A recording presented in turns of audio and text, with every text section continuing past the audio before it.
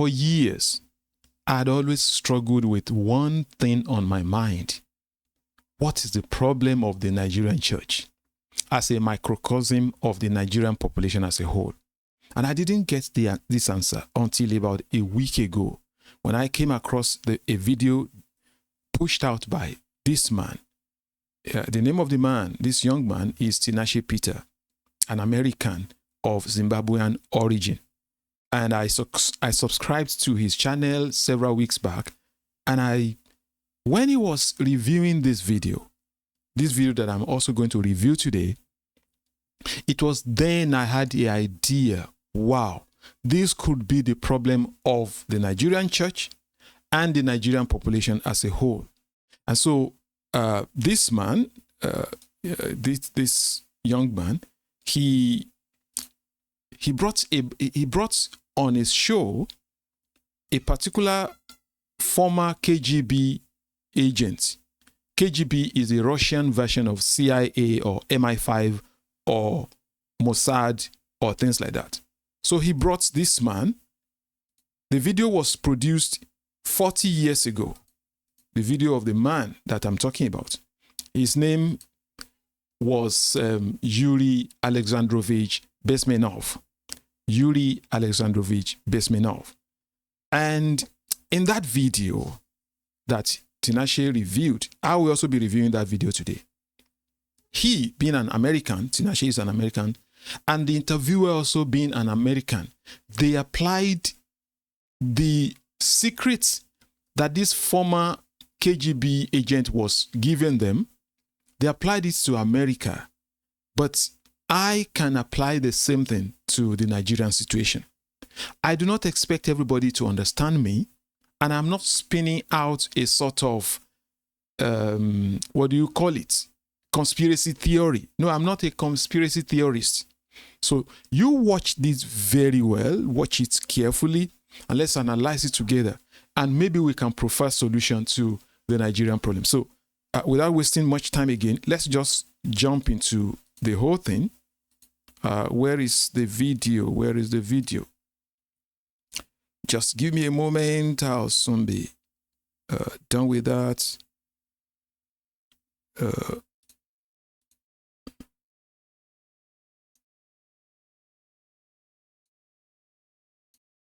All right. Here is Yuri Alenxandrovich Besmenov on the right. And here is the interviewer by the name G. Edward Griffin in 1985, 40 years ago. So let's just begin without wasting much time again. Well, you spoke several times before about ideological subversion. That is a phrase that I'm afraid some Americans don't fully understand. I'll do my best to not interfere too much with the video. It's actually a 1 hour, 20-minute interview, and I want to review the last 14 minutes. In subsequent videos, I will be referring to the earlier part of the interview, but for this purpose, it is the last 13, 14 minutes that I'll be talking about. And you've already heard the interviewer mention the idea of ideological subversion. Ideological subversion. So that is what we're going to be talking about today. Please pay attention to what this man is talking about. Then I'll catch you later and apply it to the Nigerian situation. When the Soviets use the phrase ideological subversion, what do they mean? Ideological subversion is the process which is legitimate, overt, and open. You can see it with your own eyes. All you have to do, all American mass media has to do, is to unplug their bananas from their ears, open up their eyes, and they can see it. There is no mystery. There is nothing to do with espionage. I know that espionage, intelligence gathering, looks more romantic. It sells more deodorants through the advertising, probably. That's why your Hollywood producers are so crazy about James Bond type of thrillers. But in reality, the main emphasis of the KGB is not in the area of intelligence at all. According to my opinion and opinion of many defectors of my caliber, only about 15% of time, money, and manpower is spent on espionage as such. The other Okay, so this man is a defector, meaning he ran away from the KGB. So I forgot to mention that I introduced him as an ex-KGB, but that ex could mean he retired. So that's not what I meant. He didn't retire in the service of the KGB. He actually ran away. So he is properly, we should call him a defector, KGB defector. The 85% is a slow process, which we call either ideological subversion or active measures, активные мероприятия in the language of the KGB, or psychological warfare. What it basically means is to change the perception of reality of every American to such an extent that despite of the abundance of information, no one is able to come to sensible conclusions. Did you hear that? So wherever he puts American or Americans, please, for the purpose of this video, insert Nigerian Christian or the Nigerian Church. Okay, so let's go. In the interests of defending themselves, their families, their community, and their country. It's a great brainwashing process which goes very slow, and it's divided in 4 basic stages. The first one being demoralization. It takes from 15 to 20 years to demoralize a nation. Why that many years? Because this is the minimum number of years which requires to educate one generation of students. So pause there a minute. So he's trying to explain to us the process of ideological subversion. So he said the first stage is demoralization. Do you not see that the Nigerian church is demoralized? That the average Christian in Nigeria is demoralized? And by demoralized, we mean, this man already said it, even with the abundance of information under his nose, he is not able by himself to come to a conclusion. He can't put 1 and 1 together to get 2.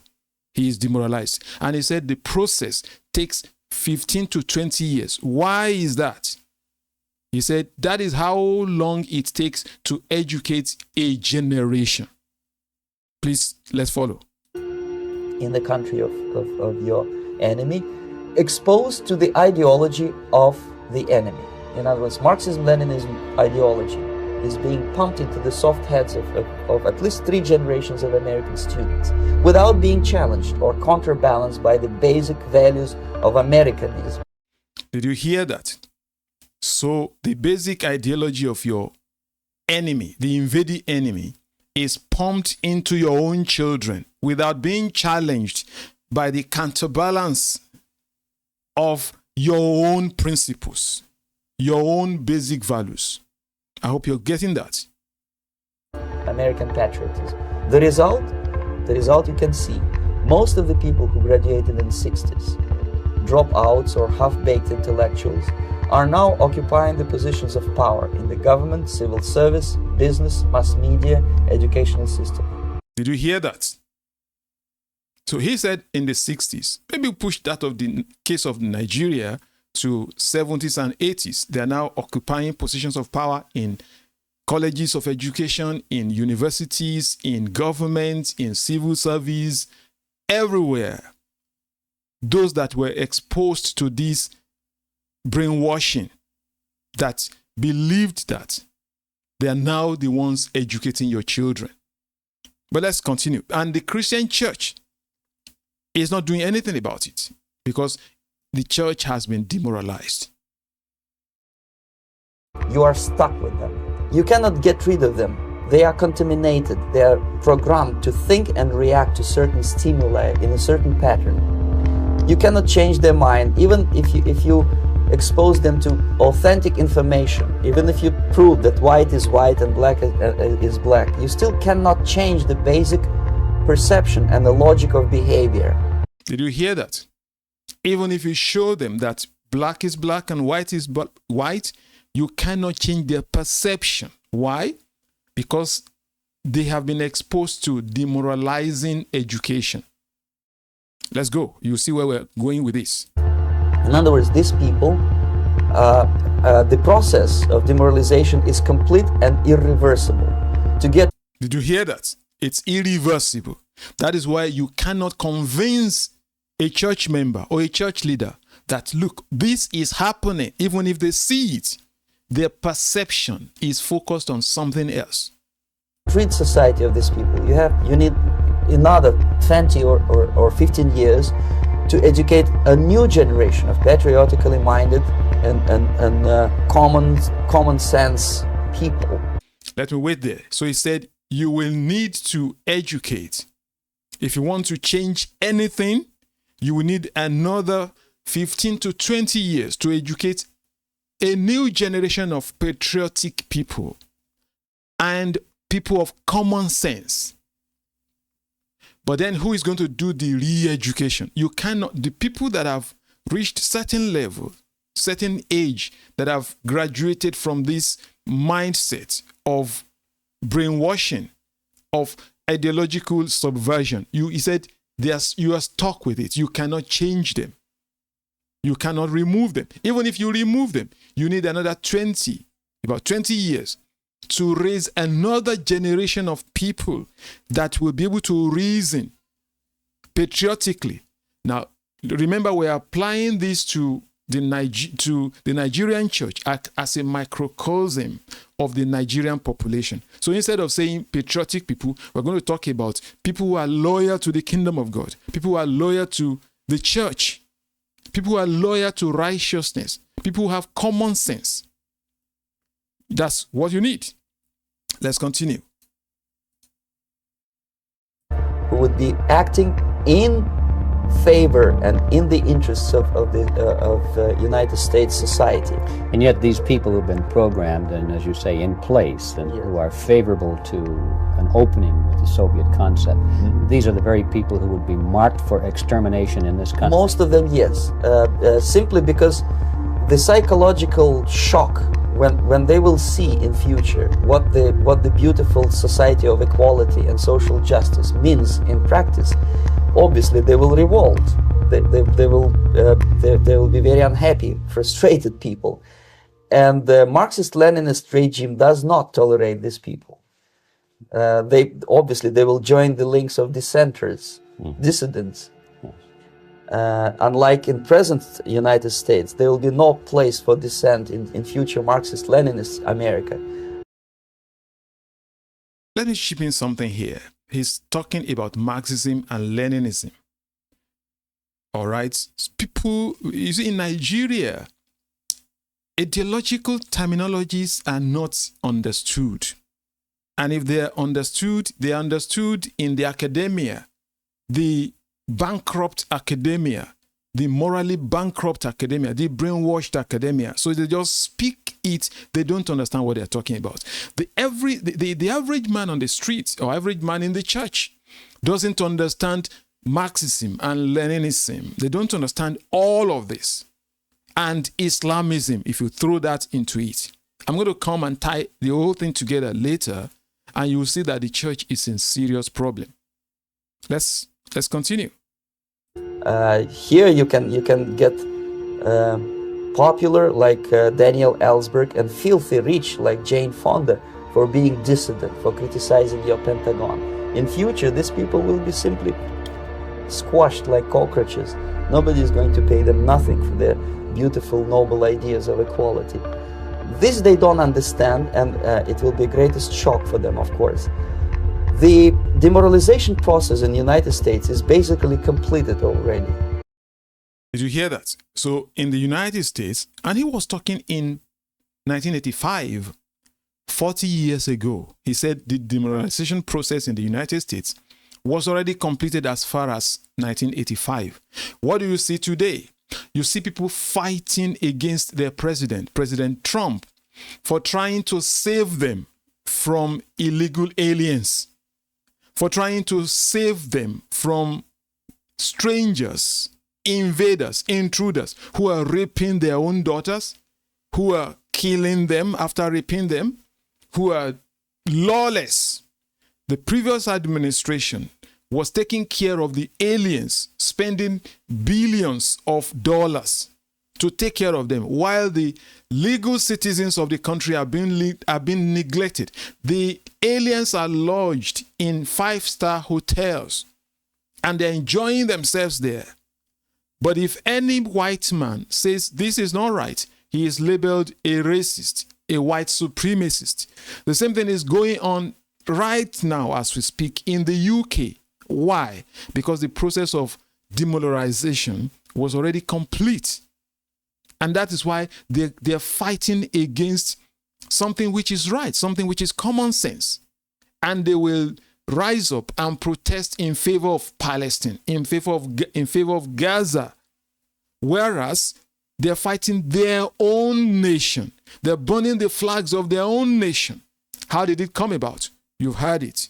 And right now, in the universities and colleges in America, you find the professors and the doctors that are brainwashing the young ones, these impressionable minds. Bring that to the situation of Nigeria as a whole, but in this video, I'm addressing the Nigerian Church.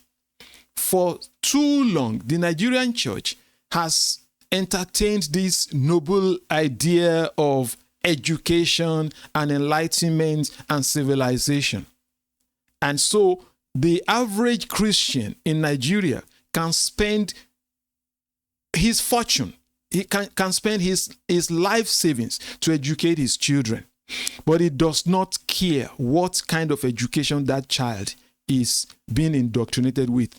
It is leftist ideology, leftist mindset. You see, when I was young, I would see young people, teenagers older than myself, maybe I should call them young adults, and they'll be discussing. I loved hanging around them and listening to their analysis, their political analysis. And they will praise Russia and pull down the US. And they will say, oh, Russia is this, Russia is that. That is the same thing that has existed for decades in Nigeria. That is the same thing that is in the academia. And the Christian boy or girl is swallowing this. The people who have swallowed that, they're the ones that are unteachable now. You cannot explain anything to them. You cannot dialogue with them. You cannot reason with them.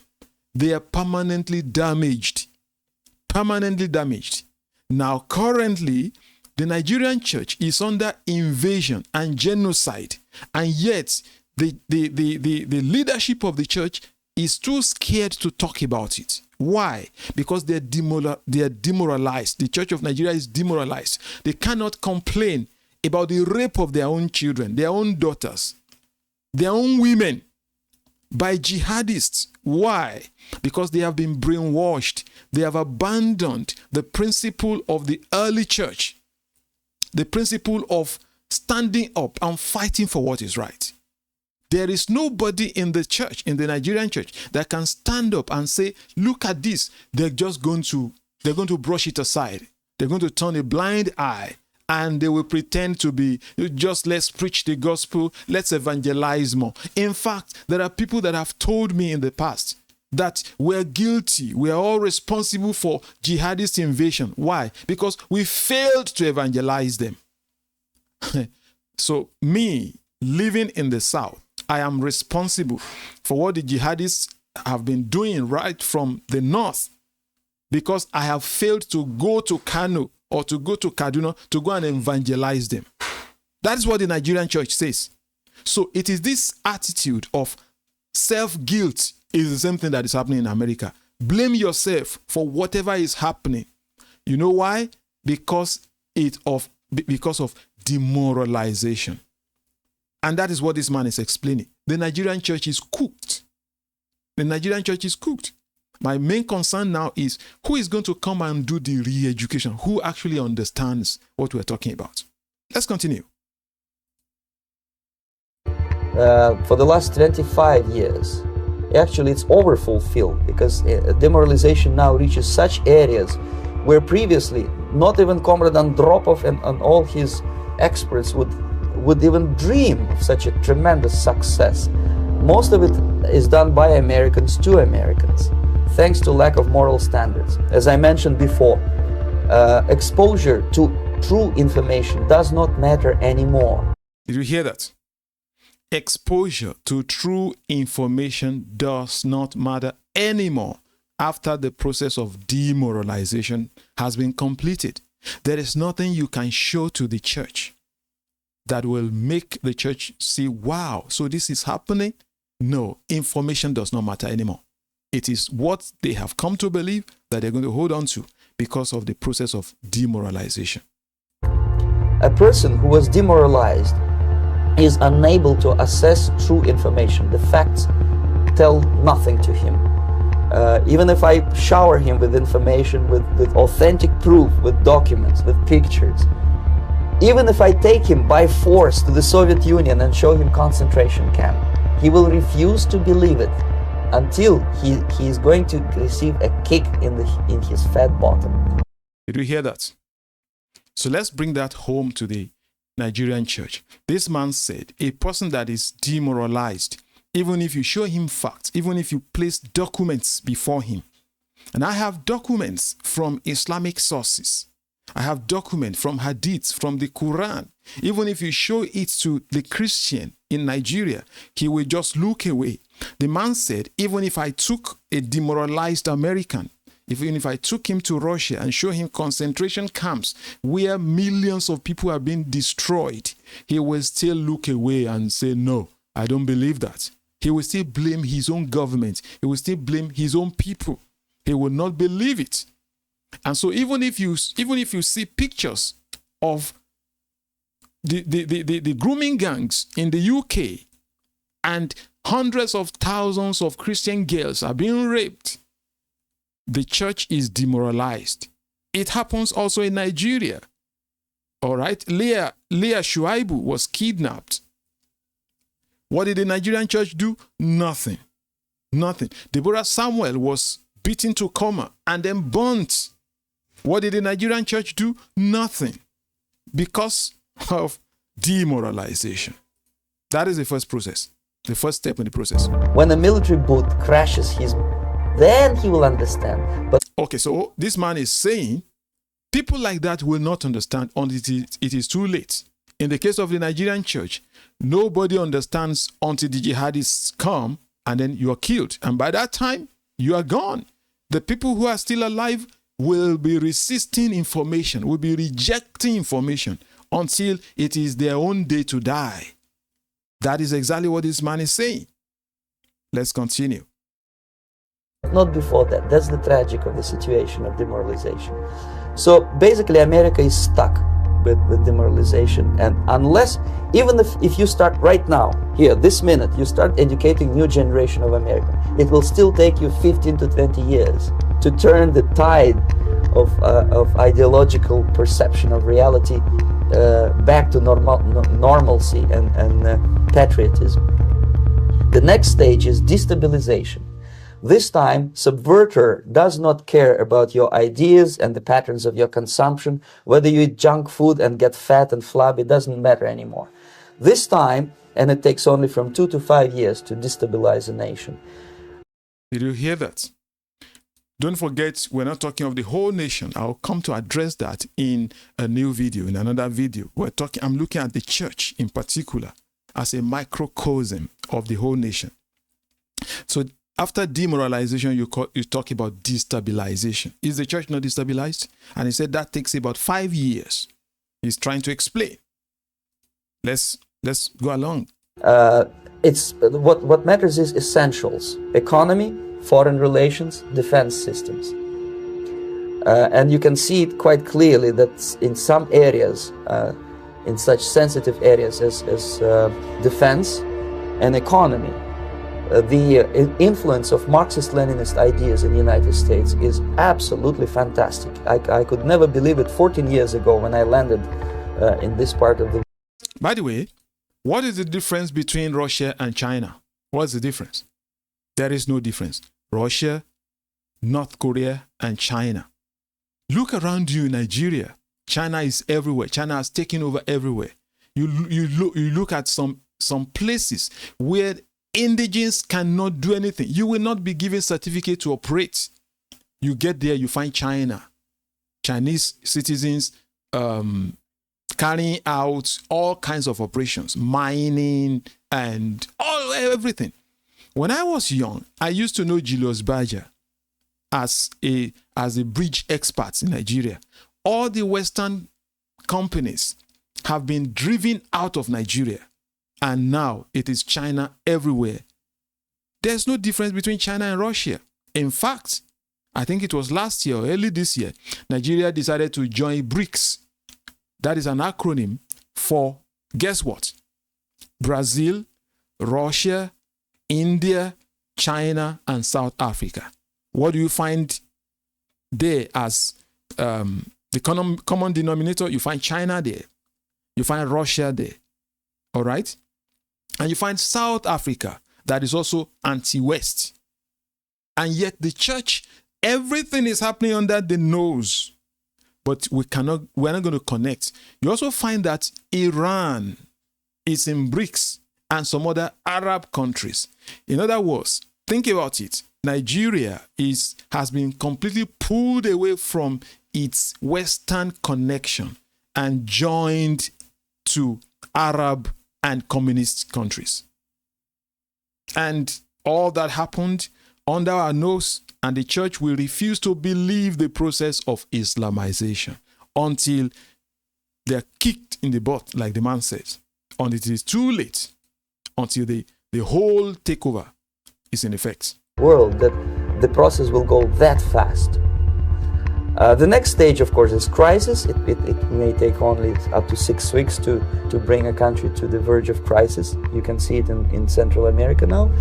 And after crisis, with a violent change of power, structure, and economy, you have so-called the period of normalization. It may last indefinitely. Normalization is a cynical expression borrowed from Soviet propaganda. When the Soviet tanks moved into Czechoslovakia in '68, Comrade Brezhnev said, "Now the situation in brotherly Czechoslovakia is normalized." This is what will happen in the United States if you allow all these schmucks to bring the country to crisis, to promise people all kind of goodies and the paradise on earth. Okay, let me jump in there again. You see, right now in America, the Democratic Party is a leftist ideology. And you find that majority of the blacks in America are there. The majority of the blacks, even if they say they are Christians. Isn't that ideological subversion? But they cannot understand it because they have been brainwashed. They can't understand. And they'll be fighting conservatives. They'll be fighting their roots, the Judeo-Christian roots of Western civilization.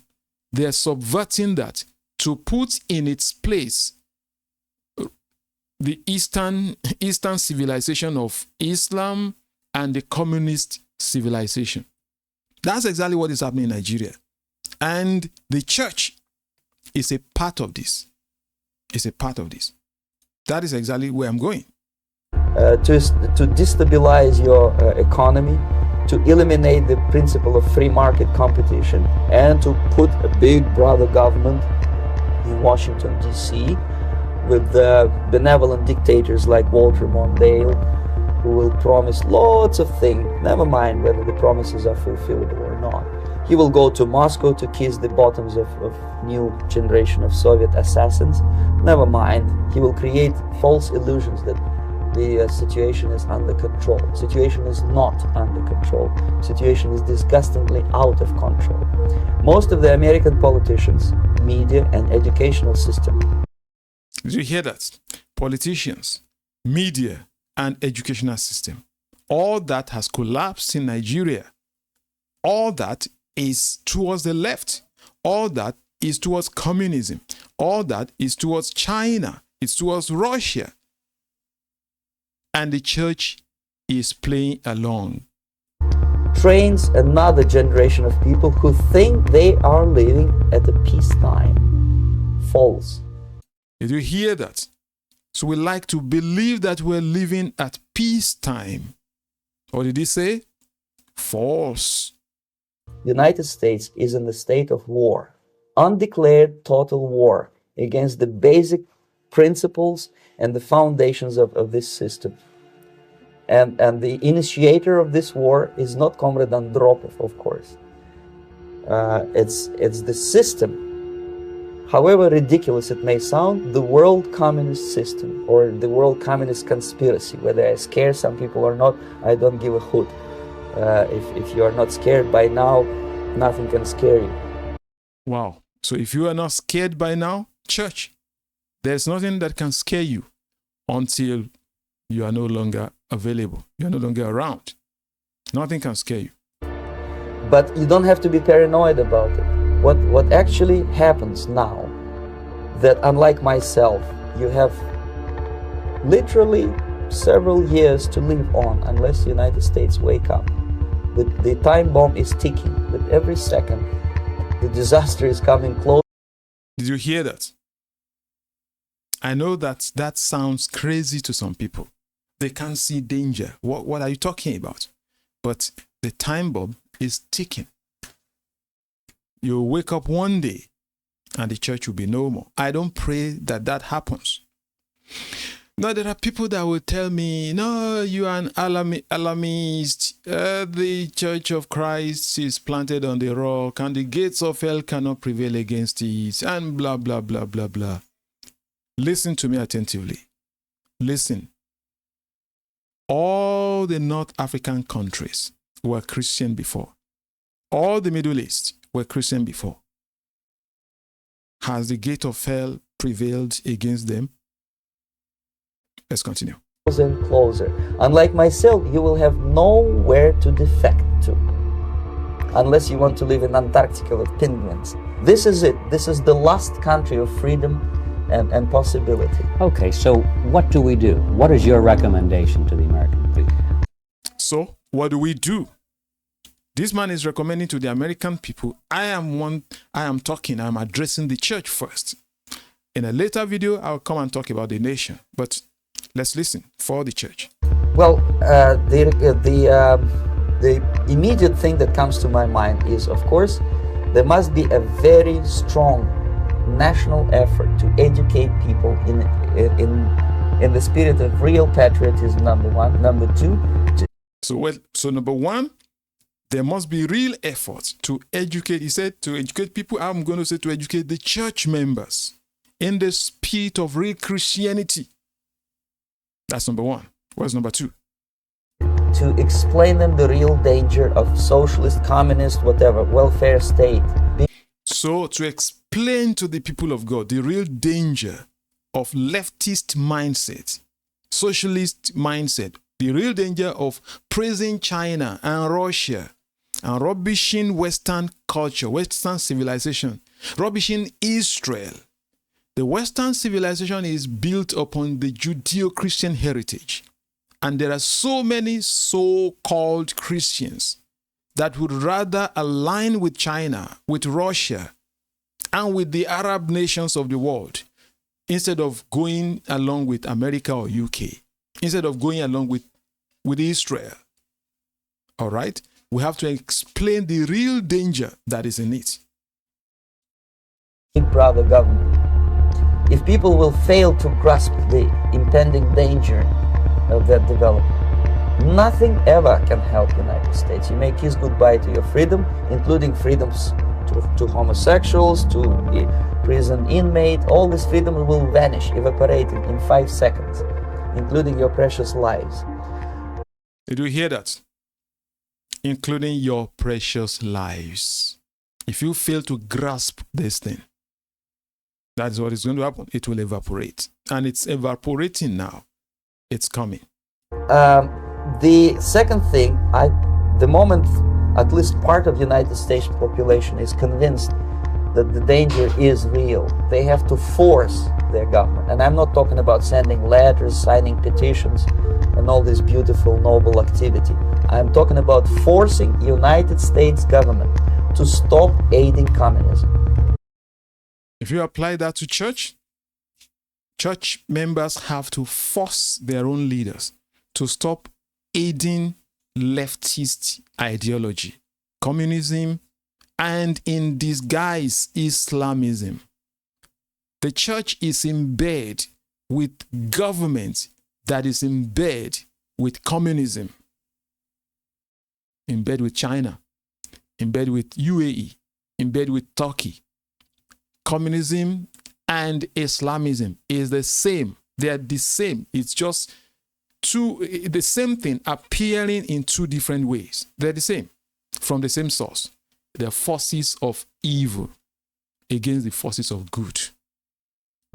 Because there is no other problem more burning and urgent than to stop the Soviet military-industrial complex from destroying whatever is left of the free world. And it is very easy to do. No credits, no technology, no money, no political or diplomatic recognition, and of course no such idiocy as grain deals to USSR. The Soviet people, 270 millions of Soviets, will be eternally thankful to you if you stop aiding a bunch of murderers who sit now in Kremlin. And did you hear that? The church will be eternally grateful to you, church leaders, if you stop aiding a bunch of murderers that are slaughtering your own people, raping your own daughters. If you stop praying every day in your church for the government, you stop praying for the leaders and address the matter as it is. Stop praying for the unity of Nigeria. You have been hypnotized. You have been brainwashed. Stop it. That is part of the solution. If you want to pray to God, pray aright. Whom President Reagan respectfully calls government. They do not govern anything, least of all such complexity as the Soviet economy. So basic, two very simple, maybe two simplistic answers or solutions, but nevertheless, they are the only solutions. Educate yourself, understand what's going on around you. Did you hear that? Educate yourselves and understand what is going on around you. Stop being idiotic. Stop being useful idiots in the hands of people that aim to annihilate you, to destroy you. Stop being tools in their hands. That is what the church ought to realize. You are not living at the time of peace. You are in a state of war, and you have precious little time to save yourself. You don't have much time, especially if we are talking about young generation. There's not much time left for convulsions to the beautiful disco music. Very soon it will go, just overnight. If we are talking about capitalists or wealthy businessmen, I think they are selling the rope on which they will hang very soon. Did you hear that? You businessmen in the church, you lecturers in the church, you managers in the church, and because you are comfortable, because you feel you are secure in your little corner, you're selling the ropes on which you will be hanged very soon. Did you hear that? You professors in the church, you permanent secretaries in the church, you're selling the ropes on which you will be hanged. You don't have much time left. Stop. Come out of the state of stupor that you are in.